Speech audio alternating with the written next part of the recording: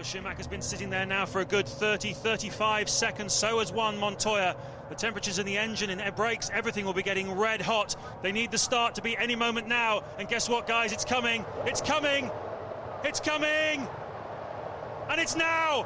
Schumacher away. Well, look at that BAR. Schumacher cuts across, chops in front of Montoya. Brutal chop. And look at Barrichello down the outside. Barrichello goes for Montoya, but Montoya is keeping his foot in it. Is he going to go around the outside of Schumacher? Yes, he is. The two McLarens are up well as well. Contact. Schumacher's lost his front wing. Barrichello takes the lead, and Montoya has to take evasive action. But that's Schumacher's wing lying in the racetrack. Yes, indeed. Let's see how Schumacher can cope with that. It looked a fairly big piece, didn't it? And Schumacher will be understeering like crazy if he's lost half his front wing.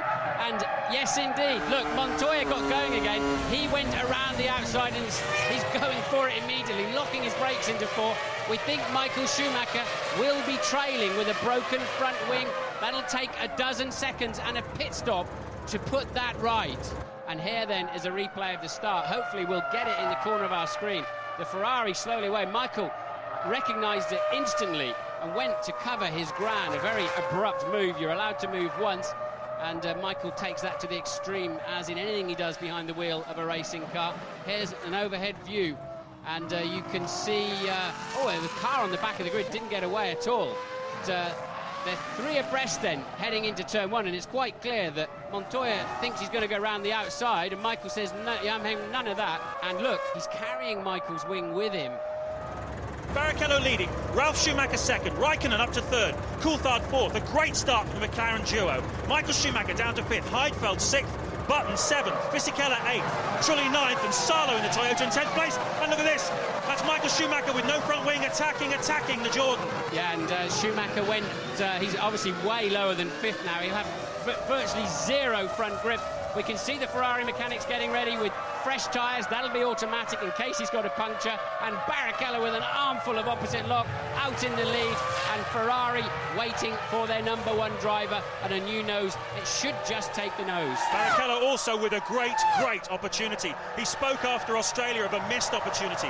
On pole position that day, of course involved in the big accident at the start with Ralf Schumacher. But today he has a great chance. And Montoya is back in 11th place at the moment as he went through the second sector. We saw him regaining ground. Did he get a puncture? Obviously contact. Schumacher darting into the pit lane in the background. So Barrichello from Ralf Schumacher, Raikkonen, Coulthard. There's 4 seconds between first and fourth, and there then is Michael Schumacher. Schumacher in for a nose cone. Any other damage though? Watch the mechanics, they'll be checking to see if any damage to the front suspension, anything which will make the car hard to drive for the rest of the race. And they have to lift it manually because normally the jack works on the front wing itself. No front wing, you have to get your mechanics to manhandle it up in the air. And there's the normal 12 and a bit seconds, and an arrow's in the pits too, looking like it's parked up. An explosive start then, once again, to the second Grand Prix of the 2002 season. There goes Michael Schumacher, now down in 21st place. That was Heinz-Harald Frenzen's arrows you could see in the pit lane. Whatever the problem is, he's not been able to get to his own garage as Schumacher resumes. News from the pits that Takuma Sato in the second Jordan has also had to come in for a nose cone.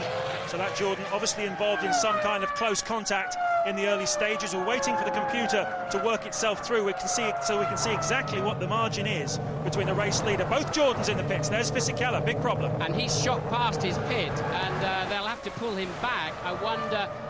And it looks like they came together. And look, one's lost its front wing, one's lost its rear wing. They obviously had a squabble into the pits, and Fisichella pushed straight through the garage zone.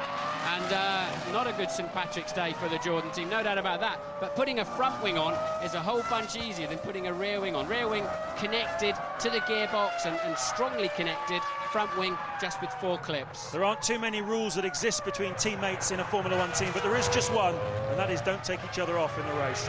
Unfortunately, the two Jordan boys have done just that. Now the computer has righted itself. Michael Schumacher is setting fastest sector times left, right and centre, but he's going to have to because he's 45.3 seconds behind this man, his own teammate Rubens Barrichello, in an identical Ferrari with presumably the same tyres.